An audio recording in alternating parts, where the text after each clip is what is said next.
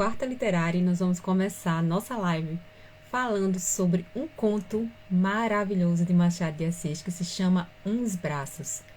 Como sempre, Machado de Assis utiliza sua ironia, a sua análise profunda da natureza humana e nos faz refletir sobre como o ser humano realmente é constituído de suas máscaras. Ele desacortina esses mistérios, o que está por trás das aparências. Qual é a verdadeira essência dos seus personagens e o que eles representam? Bem sabemos que Machado de Assis traz em seus textos conflitos, suspeitas, sentimentos de culpa, que muitas vezes ele só nos apresenta, mas não os resolve.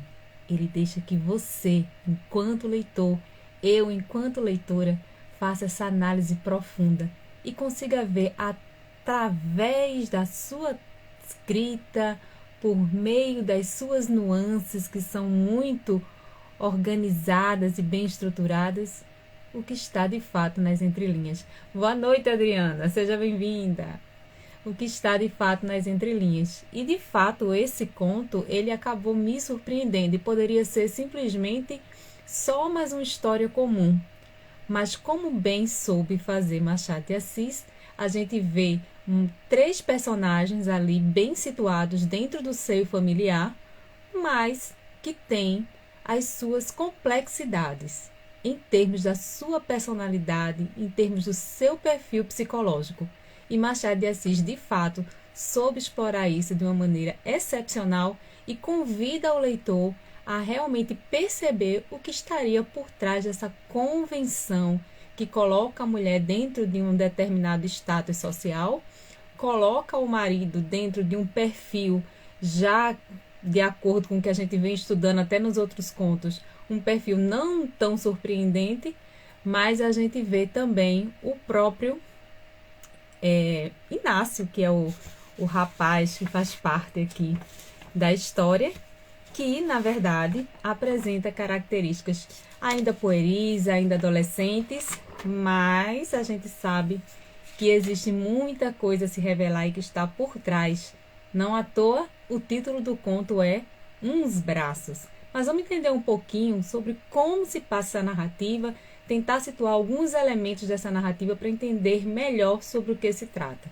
Primeira coisa que nós vamos observar é que é bem situado aqui no texto, que começa na a narrativa se constrói na Rua da Lapa, em 1870. Então, a gente tem uma localização geográfica, a gente sabe que faz parte, a rua está no Rio de Janeiro, e o ano do ocorrido, do acontecimento, está em 1870.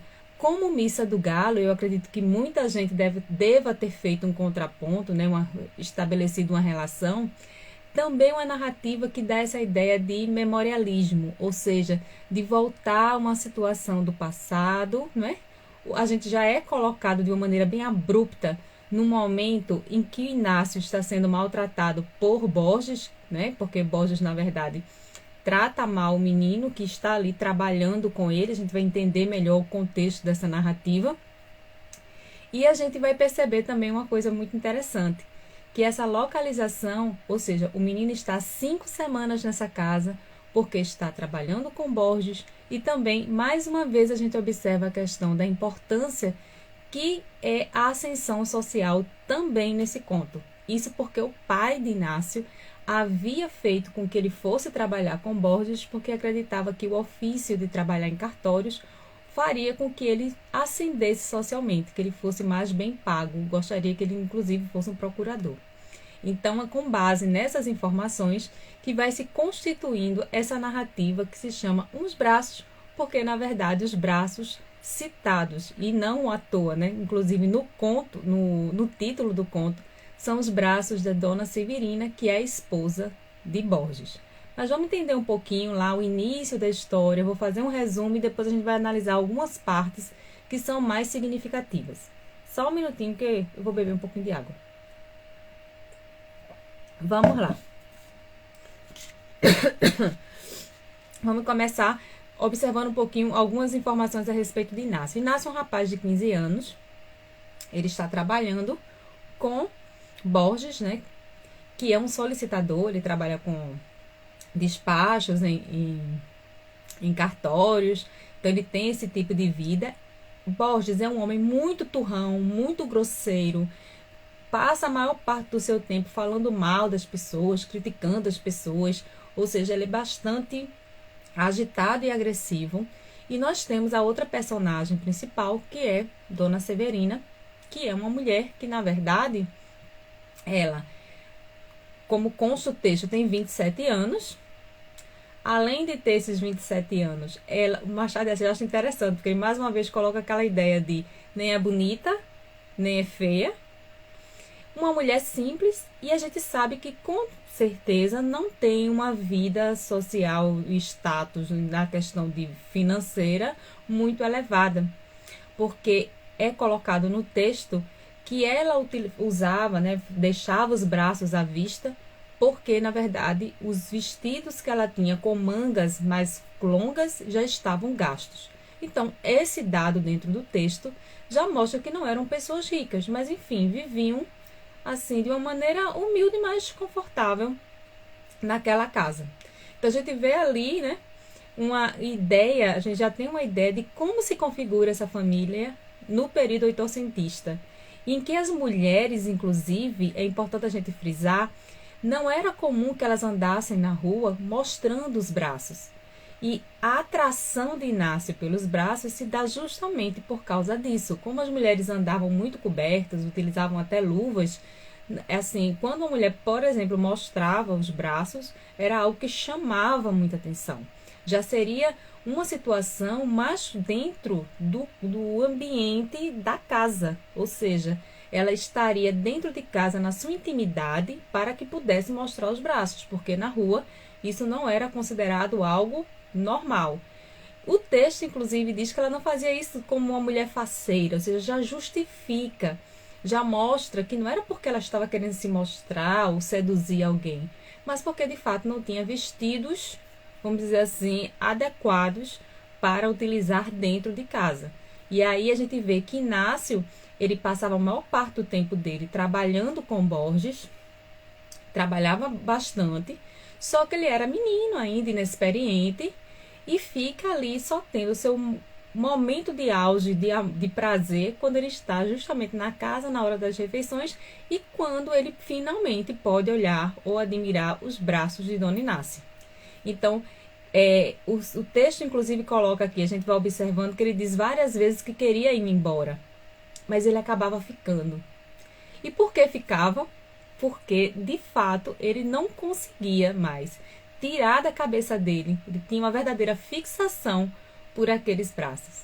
Então, isso já era motivo suficiente, isso já justificava para ele uma questão de, não vou, mas eu quero ir, porque na verdade ele sentia saudade da família, ele se sentia inadequado ali dentro, não gostava de ser maltratado em termos de palavras, né, de grosserias por parte de Borges, mas ele sempre ficava justamente por causa dos braços de Dona Severina.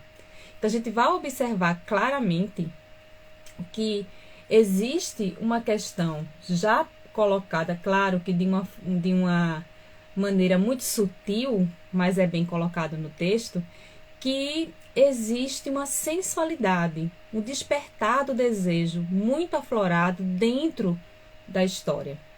No entanto, a gente percebe que isso é feito de uma maneira sutil, de uma maneira muito elegante por parte de Machado de Assis. Então, nada é colocado de uma maneira muito explícita ou de uma maneira que vá chocar ou causar um grande alvoroço, mas são nessas pistas e nuances, né, dessas relações dentro da casa que nós, enquanto leitores, vamos sendo, vamos dizer assim, comunicados a respeito de como se estabelece essa relação que a gente vê. Dona Severina, uma mulher casada, veja que dentro de um padrão ela deveria ter um determinado comportamento, né? A gente vê o menino, ainda inclusive considerado por ela muitas vezes como criança, e ela depois diz, não, ele não é criança, ele já tem 15 anos. E depois a gente vê a postura, né, que é uma postura de uma pessoa mais, assim, enérgica, e irritada e grosseira por parte de Borges. Então a gente tem essas três personalidades ali convivendo dentro de um ambiente. E se a gente fosse analisar, não teria nada de extraordinário nessa história, se não fossem justamente os conflitos que surgem a partir dessa troca, vamos dizer assim, de sintonia, mesmo que velada, em relação ao sentimento de Inácio e a maneira como a própria Dona Severina se vê depois que percebe que Inácio de fato está olhando os braços com um olhar diferenciado, não mais um olhar, não era um olhar rápido, como se não tivesse interesse, mas um olhar realmente daquela pessoa que está querendo algo a mais, né? Essa era toda a questão. Então vamos ver agora aqui a questão do início do conto. No início do conto, a gente percebe que já existe uma grosseria por parte de Borges, né? Borges, ele já se dirige a Inácio de uma maneira grosseira e reclama do fato de Inácio ficar o tempo todo devaneando, como se tivesse preguiça, esquecendo das coisas, não se concentrando. Vamos ver essa parte aqui e vamos comentar um pouquinho, porque é bem interessante para a gente entender toda a questão da importância dessa história. Boa noite, Alan, seja bem-vindo. Então, no primeiro parágrafo tem assim: Inácio estremeceu, ouvindo os gritos do solicitador. Recebeu o prato que este lhe apresentava e tratou de comer, debaixo de uma trovoada de nomes: malandro, cabeça de vento, estúpido, maluco. Então, só nessa parte, a gente já vê a maneira como Inácio era tratado pelo solicitador, que é Borges. Então, Borges o tratava com muita rispidez, com muita grosseria. E veja que as palavras, né, malandro, cabeça de vento, estúpido, maluco, ou seja, palavras muito pesadas, né, para dizer para o menino. Mas que ele dizia aquilo ali, assim, dando o prato de comer para ele, assim, já debaixo de gritos. Depois, a gente vai observar que ele se queixa de Inácio, porque diz que vai contar tudo pro pai dele, porque ele é muito preguiçoso, ele fica esquecendo as coisas, trocando as coisas e não sabe o que é que esse menino tem. À medida que ele vai aumentando ainda mais essa grosseria em relação a Inácio, a própria Dona Severina, ela dá um jeitinho de bater com o pé dela no pé do solicitador, que é Borges, justamente para que ele parasse com aquela grosseria. Como quem diz assim, para, já foi demais, né? Você já está exagerando aí na medida, na dose. Só que dali, Borges começou a falar, não só agora de Inácio, mas começou a falar do mundo inteiro, das pessoas que ele estava criticando, que um é isso, um é aquilo, e começou a falar. E no meio disso tudo, o narrador coloca inclusive o seguinte, ele diz: não digo que ficou em paz com os meninos, porque ele diminui um pouquinho assim a força dele, a fúria dele naquele momento, né? Porque o nosso Inácio não era propriamente menino. E diz, tinha 15 anos feitos e bem feitos. Então ele situa aqui esse personagem, né, como um adolescente já formado. Então ele deixa claro, ó, ele era mais jovem que o solicitador e mais jovem que no caso, a Dona Severina. Porém, ele não era criança, ele já tinha 15 anos e eram bem feitos. Então, ele situa essa questão da idade, e essa idade ela vai ser bem importante para a gente entender mesmo a questão do conflito que vai existir entre essa sensação desse desejo reprimido no que diz respeito a Inácio e Severina. A gente vai entender bem essa questão da idade. Então, quando ele começa a falar de todo mundo e a criticar, ele diz assim, fala do menino da seguinte forma: cabeça inculta, mas bela, isso se referindo a Inácio, olhos de rapaz que sonha, que adivinha, que indaga, que quer saber e não acaba de saber nada. Sabe o que tem de interessante nesse trecho? É que esse trecho, ele aparece ainda no início, né, na parte inicial do conto, mas ela revela antecipadamente o que vai ter fechamento, né, com a história lá no final. Porque quem lê o conto, depois quando chega nessa parte, já percebe que, na verdade, Machado de Assis já dá uma pista a respeito do que vai acontecer no final da história. Percebam que ele coloca que o menino é aquele que sonha, e tem a ver com sonho, porque a gente sabe que a gente vai chegar lá na história do sonho. É o menino que sonha, que adivinha, que quer saber e acaba de não saber nada. Então, esse quer saber e acaba de não saber nada constitui a ideia de dúvida. A dúvida. Será que foi sonho? Será que foi realidade? Será que eu tive um sonho tão intenso que quase senti como se aquilo fosse real? Então, Machado de Assis, ele já coloca essas pistas, essas pistas, nessas situações aqui, para que depois a gente conecte, a gente feche. Tem tudo a ver com o que vai acontecer na parte, vamos dizer assim, do meio da narrativa até o final. Justifica, né? Esse trecho justifica esses acontecimentos do meio para o final da narrativa. E aí a gente vai observar que ele coloca que ele estava na rua da Lapa, em 1870, ele situa, coloca que o pai colocou Inácio para morar com o solicitador Borges, porque de fato acreditava que os procuradores ganhavam muito dinheiro, então essa preocupação em ascender socialmente, né, em ter dinheiro, fez com que o pai de Inácio o deixasse sobre a responsabilidade de Borges, ou seja, para aprender um ofício, né, o menino tinha 15 anos e já estava ali trabalhando. Então, o que foi que aconteceu? Durante algum tempo, diz que não se ouviu o tinir dos talheres e os ruídos para colocá-los onde eles estavam, no momento em que o terrível, então vejam o adjetivo utilizado para se referir a Borges, no momento em que o terrível Borges o descompôs. Então, no sentido que ele estava, vamos dizer, uma pessoa está ali tranquila, esperando, né, um momento de almoçar, de comer, e aí chega uma pessoa gritando com você, dizendo uma série de palavras grosseiras com você, então você fica descomposto, ou seja, no sentido de que você ficou desalinhado, você ficou desconfortável, constrangido com aquela situação.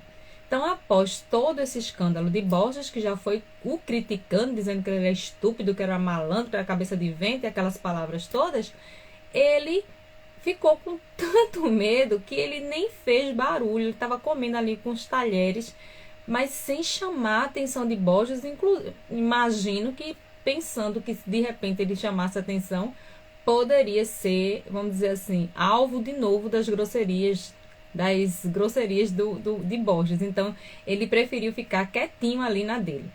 Aí, o que foi que aconteceu? Ele disse, durante alguns anos, alguns minutos, não se ouviu mais que o tinir dos talheres e o ruído de mastigação. Borges abarrotava-se de alface e vaca, interrompia-se para virgular a oração com um golpe de vinho e continuava logo calado. Inácio ia comendo devagarinho, não ousando levantar os olhos do prato nem para colocá-los onde eles estavam no momento em que o terrível Borges o descompôs. Verdade é que seria agora muito arriscado. Nunca ele pôs os olhos nos braços de Dona Severina, que se não esquecesse de si e de tudo. Então, quando a gente vê essa frase dentro da narrativa, a gente já começa a entender o porquê das queixas do solicitador Borges.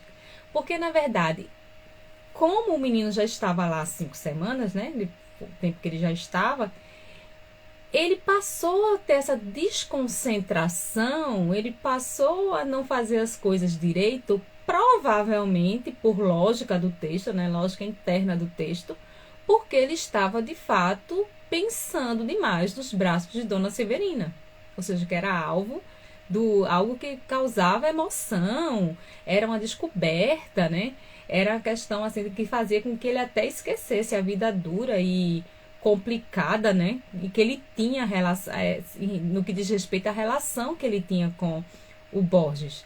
Então, isso já nos mostra... Boa noite, mãe. Isso já nos mostra que ele, com certeza, estava daquela forma, naquela situação ali, esquecendo, não prestando atenção nas coisas, porque estava pensando demais nos braços de Dona Severina. Então, isso aqui é mostrado claramente no texto. E aí, o que é que vai acontecer? também também a culpa era antes de Dona Severina, em trazê-los assim nus constantemente. Então, o menino coloca assim, tô olhando, mas não é só culpa minha, tô olhando, culpa é dela também, porque ela tá mostrando os braços. No entanto, a gente percebe o seguinte, que ele faz a descrição dos braços, que ele diz que são braços belos e cheios, em harmonia com a dona, que era antes grossa que fina, e não perdiam a cor nem a maciez por viverem no ar. Mas é justo explicar, aí, entre o narrador aqui, a gente vê que Machado de Assis ele utiliza com bastante frequência esse narrador em terceira pessoa, né? Que é aquele que está ali, onisciente, sabendo o que se passa nos pensamentos, né, dos personagens. Ele vai e justifica, ele diz, olha, a culpa é dela. No entanto, ele faz uma parte aqui, ele diz que ela não fazia isso por ser uma mulher faceira, mas porque gastara todos os vestidos de mangas compridas. Ou seja, ela não mostrava os braços dentro da casa porque ela queria seduzir alguém ou porque ela queria se mostrar, mas porque de fato os vestidos eram gastos, tinham as mangas compridas, e aí ela utilizava uma manga mais curta, né, que acabava mostrando os braços. Então, o que é que a gente vai observar? Diz aqui que o menino, ele ficava o tempo todo olhando para ela. E a gente vê como ela vai sendo descrita a partir desse momento. Porque coloca que ela não tinha nenhum adorno, ela usava um chale, não tinha brincos. Ou seja, era uma mulher bastante simples, sem muita vaidade, mas que usava o cabelo preso com um peito de tartaruga que havia herdado da mãe. Então, isso aqui é colocado no texto. E diz que ela tinha tudo isso com 27 anos floridos e sólidos. Aqui existe, quando ele coloca a idade de Dona Inácia, ou Dona Inácia, de Inácia que é o menino, de Dona Severina, eles já fazem o quê? Um paralelo, um contraponto, no que diz respeito ao distanciamento de idade entre o menino, adolescente com 15 anos, e Dona Severina, que tinha 27 anos. Então, o menino, a gente vê como a gente viu na Missa do Galo, né? Conceição, né? Conceição mais velha, um rapaz de 17, ele encantado naquela atmosfera de mistério, de sensualidade. E mais uma vez aqui, a gente vai observar que tem um menino mais jovem, no caso Inácio aqui tem 15 anos, e se sente seduzido pelos braços de Dona Severina. Então a gente vê que há um paralelo aí, né?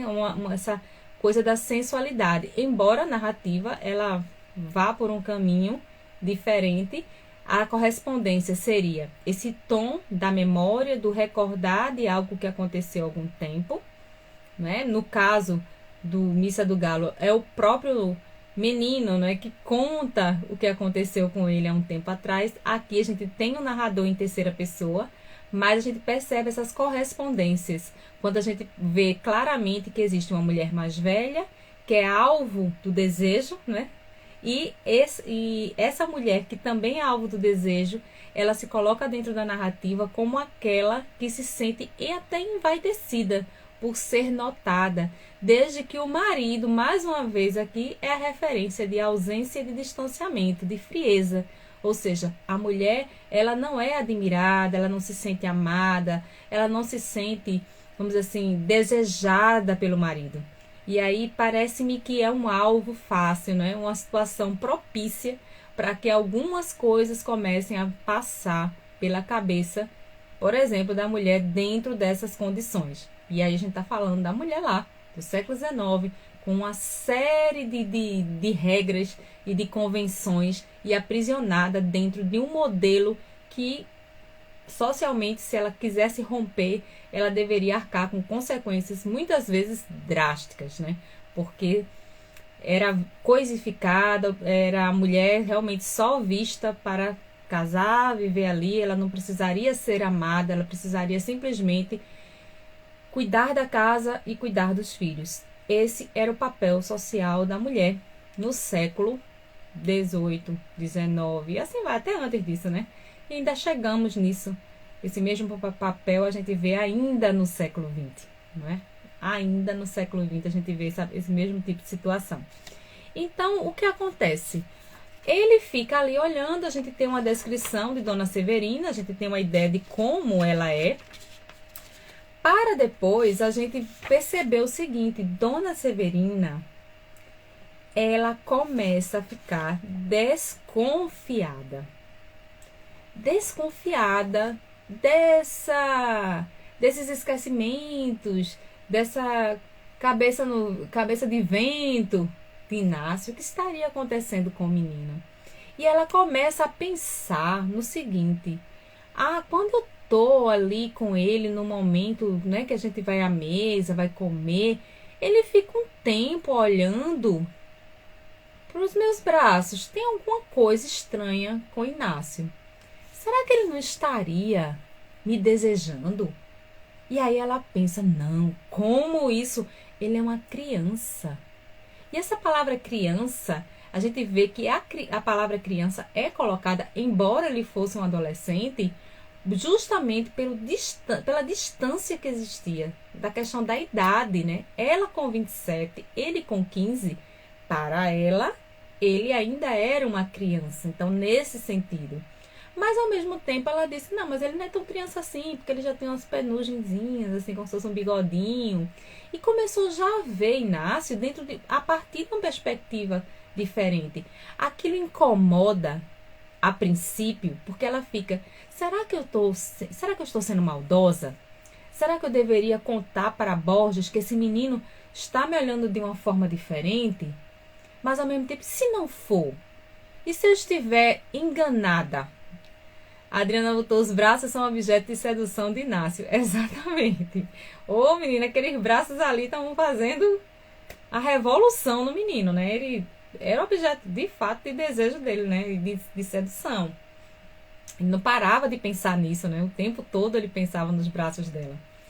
E aí, o que acontece? Ela fica naquela dúvida. Será que sim? Será que eu estou pensando mal do menino? Mas se for, será que eu devo contar a Borges? Mas se não for, então fica aquele conflito. Vejam, a gente falou muito dessa questão do conflito, principalmente no conto O Enfermeiro, né? Sentimento de culpa, de conflito, o que é que eu faço, deixo de fazer. Isso é muito comum na obra de Machado de Assis, ou seja, ele apresenta esses conflitos humanos porque ele quer nos apresentar personagens que estão muito mais próximos da realidade, diferente do que acontecia no romantismo. Por quê? Porque no romantismo era ideal, existia a figura do vilão e a figura do mocinho. Então as pessoas ou eram completamente ruins ou eram completamente boas. No realismo, a gente percebe que existe essa tentativa de aproximar o máximo possível esse perfil psicológico do personagem em relação ao nosso comportamento como humanos. Então, tanto existem coisas boas em nós, como existem coisas ruins. E é isso que Machado de Assis quer nos provocar, quando ele provocar justamente essa curiosidade, esse fascínio, essa procura por entendimento do que se passa na mente desse personagem, por que ele age dessa forma, quais são as suas convicções, o que é que ele ganha e o que é que ele perde quando ele se comporta dessa maneira.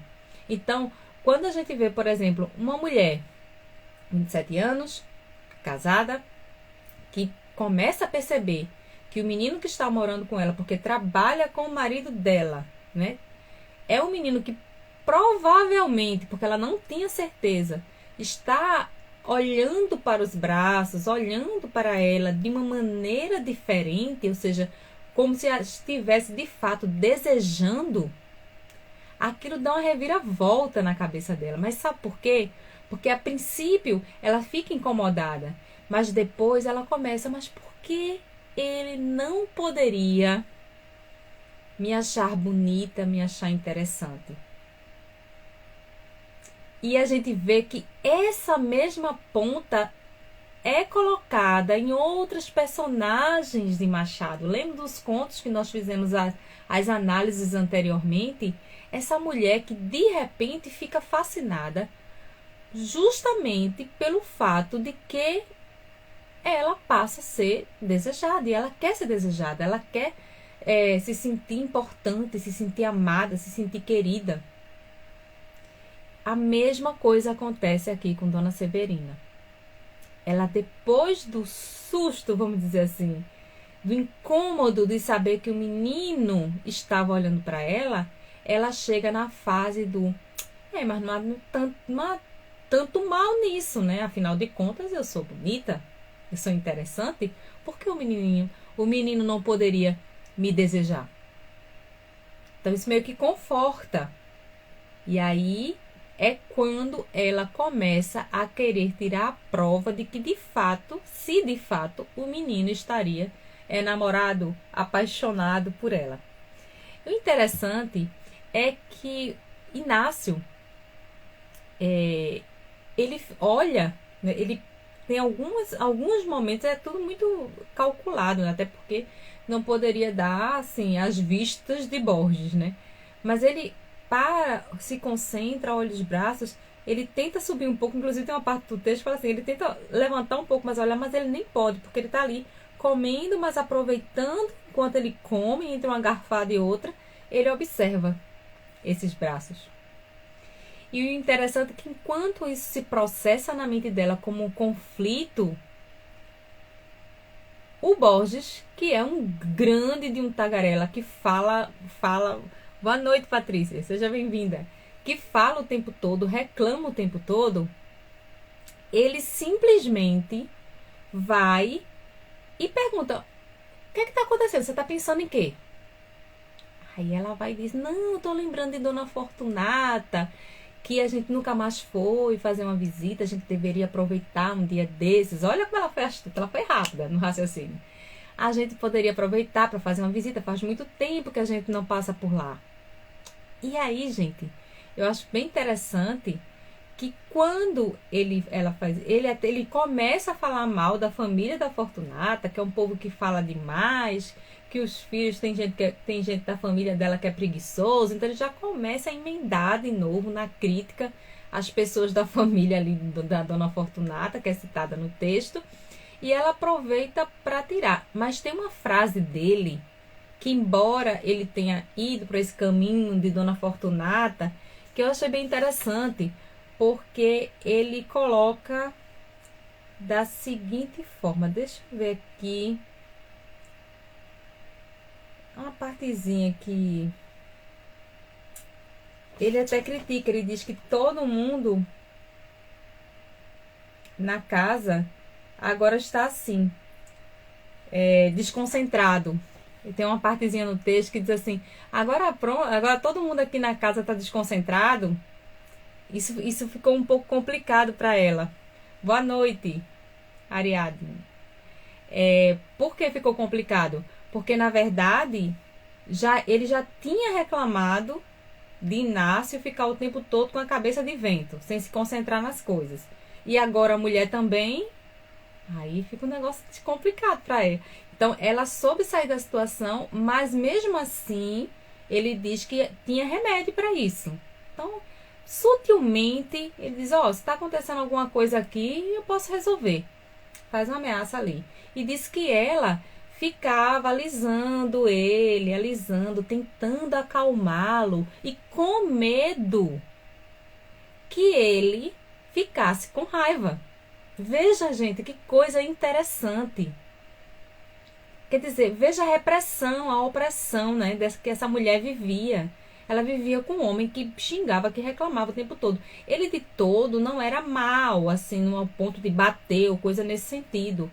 Mas uma pessoa que é extremamente, assim, amarga e que fala palavras muito duras para as pessoas, causa um mal semelhante àquele que agride fisicamente, concordam? Então, o que acontece?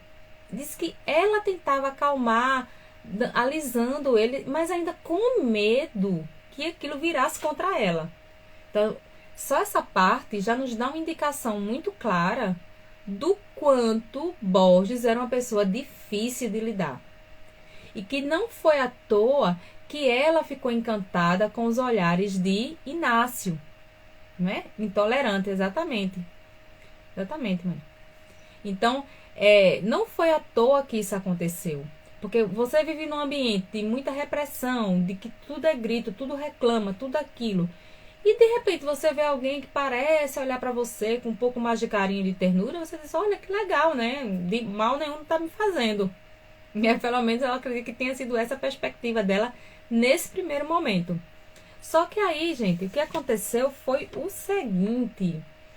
Ela começa a olhar agora para o menino com outros olhos. Por quê? Porque ela começa agora a observar.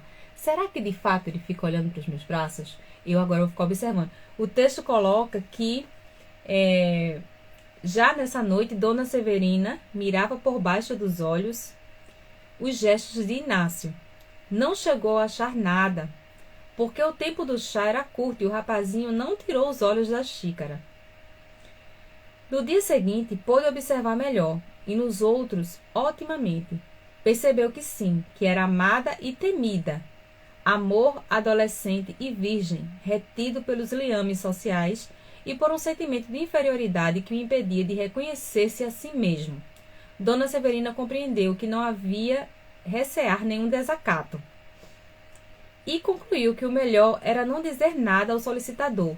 Poupava-lhe um desgosto e outro à pobre criança. Já se persuadia bem que ele era criança e assentou de o tratar tão secamente como até ali ou ainda mais. E assim fez. Inácio começou a sentir que ela fugia com os olhos, ou falava áspero, quase tanto como o próprio Borges. De outras vezes é verdade que o tom da voz saía brando e até meigo, muito meigo, assim como o olhar geralmente esquivo, tanto errava por outras partes, que para descansar vinha pousar na cabeça dele. Mas tudo isso era curto. E aí, gente, boa noite! Então, o que é que acontece? A gente vai observando claramente aqui o seguinte. A gente percebe que ela, quando finalmente pega ele, pega Inácio no flagra, olhando para os braços dela, ela tem certeza. Esse menino está apaixonado por mim.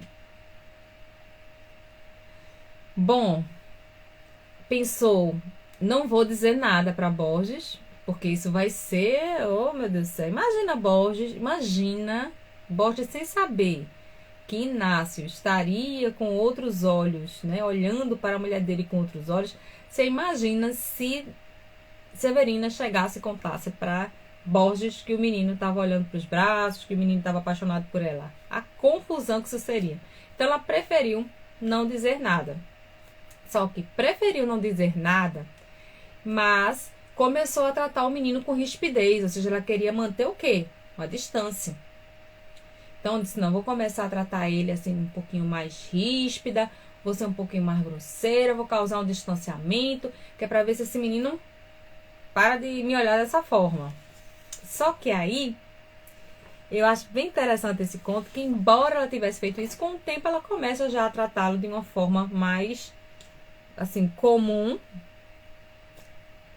E o menino já começa a pensar o seguinte, ora, ela ficou ríspida comigo, então agora que eu vou me embora mesmo. Só que toda vez que ele pensava em ir, ele desistia.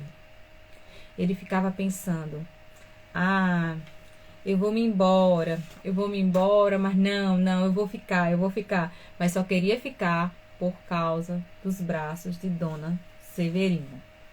E aí o que aconteceu é que ficou nessa história de olha para os braços, ela percebe, ela desconfia, até que chegou uma ideia na cabeça dela que foi o seguinte. Ela também começou a se sentir, vamos dizer assim, interessada pelo menino. E embora ela estivesse o tempo todo descartando essa possibilidade, porque achava um horror, ela, como assim? Uma mulher casada? Olhar para o menino, assim, ter interesse pelo menino, ela mesmo ficou chocada, vamos dizer assim, com os pensamentos que ela estava tendo. E tem uma parte da narrativa que diz o seguinte. Cadê? Deixa eu achar aqui para vocês olharem. Que chega no domingo. Dona Severina sentiu bater-lhe o coração com veemência e recuou. Sonhara de noite com ele. E aí chega o momento em que ela começa a olhar para o menino com outros olhos e, de fato, ela sonha com o menino. Antes de se colocar essa parte, Inácio fica olhando pela janela, olhando o mar, olhando as gaivotas, pensando na vida, pensando nela, porque ele também tem uma fixação, né, de ficar pensando nela. E ele vai para a rede. Ele pega a rede que tinha, ele não tinha uma cama, ele tinha uma rede no quarto. E ele vai dormir. Só que quando ele está dormindo, ele está sonhando com Dona Inácia. Ele está sonhando com ela. E ela havia acordado porque tinha tido um sonho com ele. E aí ela vai, chega perto da porta, fica olhando, presta atenção para ver se o marido de fato tinha saído de casa. Então ela vai até a janela, vê se ele já tinha desaparecido lá na rua, volta e olha pela fresta da porta o menino dormindo. E aí ela vai, tem a coragem de abrir a porta, se aproximar e ficar olhando para o menino. Só que ela fica olhando e ela fica pensando, como eu queria, assim, pensando assim, a vontade que ela tinha era de beijar o menino. Só que ela ficou com medo, ela disse, e se ele acordar? E se ele perceber que eu tô aqui?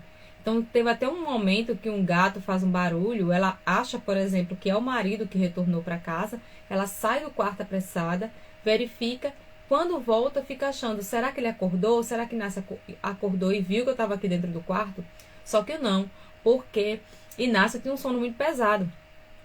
E ele estava realmente dormindo, assim, na tranquilidade dele, não estava percebendo nada que estava acontecendo ali. E aí ela tem a coragem de se aproximar e beijar o lábio do menino, ela beija rapidamente, né? Dá um beijo na boca dele rapidamente, sai do quarto e fica horrorizada com o que ela tinha acabado de fazer. Ele não acorda. A gente sabe depois da narrativa que ele, quando sentiu o beijo, ele achou que tinha sonhado, porque ele estava dormindo, ele achou que tinha sonhado com aquele beijo. Por isso que eu falei para vocês logo no início, que aquela partezinha inicial, quando coloca que Inácio não sabia o que era, o que seria verdade, o que iria acontecer, vivia entre o sonho e a realidade, tem a ver justamente com essa parte final do conto. Porque a gente vai observar o seguinte, quando ele chega e diz, né, ela beija e fica no sentimento de culpa, ela fica de fato horrorizada com o que ela tinha feito. E morrendo de medo que ele tivesse percebido o que tinha acontecido. Ele não percebeu porque, na verdade, ele ficou na dúvida se o que tinha acontecido, porque ele estava de olhos fechados, né? Tinha realmente ocorrido ou se foi um sonho. Na verdade, ele achava que tinha sido um sonho tão intenso que ele tinha sentido a boca, né? No caso, a boca de Dona Severina beijando a dele. Mas, assim, ele não tinha certeza de nada. Ele achava que tinha sido sonho. Ela sabia que tinha sido realidade. E aí, o que a gente vai observar aqui, já no finalzinho dessa narrativa? No último parágrafo, não, é porque eu estou aqui numa contagem que é diferente da de vocês, então desconsiderem o último parágrafo, mas diz assim, aqui o sonho coincidiu com a realidade. E as mesmas bocas uniram-se na imaginação e fora dela, porque enquanto ele sonhava que estava beijando, no sonho, ela beijava na realidade. A diferença é que a visão não recuou e a pessoa real tão depressa a cumprir o gesto como fugiu até a porta, vexada e medrosa, se referindo a ela, né? Ela correu até a porta morrendo de medo, né? Dali passou a sala da frente, aturdida do que fizera, sem olhar fixamente para nada. Afiava o ouvido e até o fim do corredor, a ver se escutava algum rumor que lhe dissesse que ele acordara. E só depois de muito tempo é que o medo foi passando. Na verdade, a criança tinha um sono duro, não lhe abriu os olhos, nem os fracassos contíguos. E depois aqui o texto diz que ela ficou com tanto medo, que disse assim, os seus desejos na ideia de que era uma criança namorada que ali estava sem consciência nem imputação. Então ela ficou atordoada não só pelo fato de ela ter cometido o adultério, né? Beijando o menino, mas pelo fato de também ter abusado, vamos dizer assim, do menino, de modo que o menino estava dormindo. Ou seja, ele não estava consciente ali naquele momento, ou ela não tinha pedido permissão nenhuma para beijá-lo. Então ela ficou com essa culpa, né? Tanto medo de, nossa, eu cheguei a esse ponto de beijar o menino, né? Eu traí meu marido. Nossa, eu beijei um menino que nem podia se defender, que nem sabia o que estava acontecendo. Então tudo isso ficou revirando ali dentro da cabeça dela. E aí, no final do conto, a gente percebe que de repente, mais que de repente, ela começou a cobrir os braços. Boa noite, André. Desculpa. Ela começou a cobrir os braços. Ela sabia que, como a Adriana tinha colocado anteriormente, né, que o objeto de desejo eram os braços. Então, como ela tinha cometido aquela coisa lá, a história lá, né, de ir lá beijar o menino, então ela disse, não, agora vou cobrir os braços. E aí ele começou a achar estranho, porque ela começou a evitar falar com ele, já estava o tratando de uma forma diferente e com os braços cobertos. Ela cobria com um chale. E aí ele não podia mais ver os braços. Depois de um tempinho, aí ele sabe, aliás, o solicitador chega até ele, que é o Borges, e diz que ele pode ir embora, que tá tudo bem, que ele pode ir embora. Bom, aquilo para ele seria um momento de auge de felicidade, porque ele não estava gostando de trabalhar ali naquela casa, né? Aliás, na casa não, morar na casa, nós trabalhar para Borges dentro de todas as condições que Borges impunha. Mas aí o interessante é que o próprio Borges é colocado aqui como se estivesse muito tranquilo. Diz assim, foi o dia que Borges mandou dizer ao pai que não podia ficar com ele. E não o fez zangado, porque o tratou relativamente bem e ainda lhe disse a saída. Quando precisar de mim para alguma coisa, procure-me. Sim, senhor. A senhora Dona Severina está lá para o quarto com muita dor de cabeça. Vem amanhã ou depois despedir-se dela. Então a gente vai observar aqui que, na verdade, aquela história da dor de cabeça foi ela que inventou para não ver o menino ir embora, né? E que provavelmente tem dedo dela nessa história de mandar o menino embora da casa. Se ela ficasse com ele ali mais um tempinho, ia acabar acontecendo algo mais sério na cabeça dela. Então ela preferiu convencer o marido. Isso não é colocado diretamente no texto, mas a gente infere pelas informações que são colocadas aqui, que ela teve algo a ver com o fato de o marido ter dispensado Inácio da casa e ter falado com o pai dele que ele poderia voltar. Ele, quando fala de Dona Severina, quando sabe disso, que já pode ir embora, ele, na verdade, queria se despedir dela. Mas aí o Borges diz que ela está com muita dor de cabeça. Ela deve ter inventado para não ter que se despedir do menino.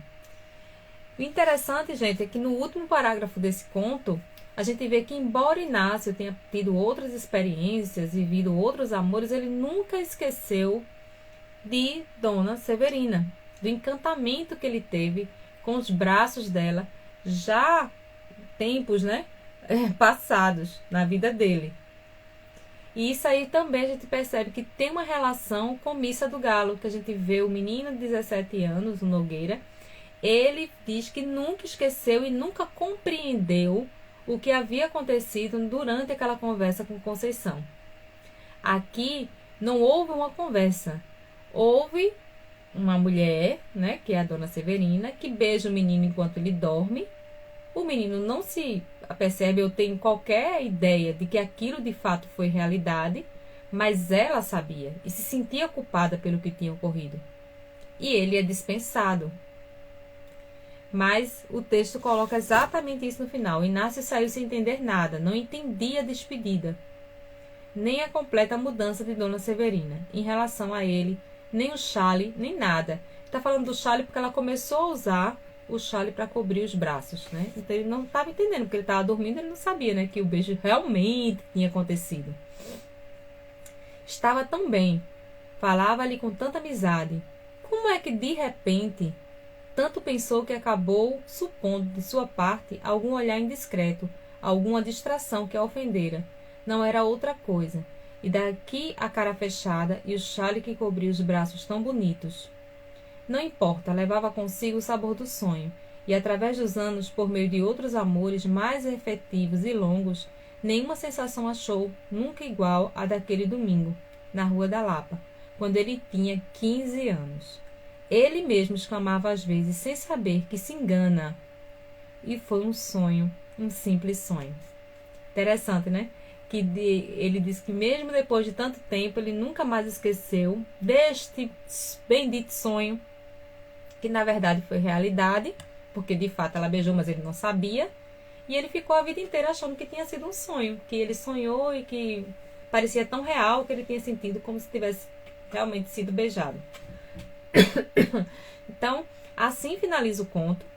Como eu falei anteriormente, ele poderia ser uma história comum, sem grandes novidades. No entanto, a gente percebe toda a complexidade, né, da psicologia dos personagens. E isso é que faz o conto ser tão instigante e fazer com que a gente comece a pensar um pouco sobre o perfil psicológico, sobre essas aparências, sobre essas máscaras sociais, sobre o que se passa na mente das pessoas e principalmente colocando muito claramente que não existe, né, o ser humano 100% ruim ou 100% bom, desde que não seja um psicopata, né, gente? Porque também tem que analisar esses casos assim. Mas, de modo geral, dentro da normalidade, as pessoas tanto têm sua parte boa, como têm seus vícios, ou seus defeitos, ou suas coisas ruins. E é justamente isso que Machado de Assis quer aproximar dentro da narrativa. Então, pessoal, muito obrigada por vocês terem participado comigo nessa quarta literária. Na próxima quarta-feira nós teremos a análise de outro texto, mas eu vou divulgar nas redes sociais para vocês.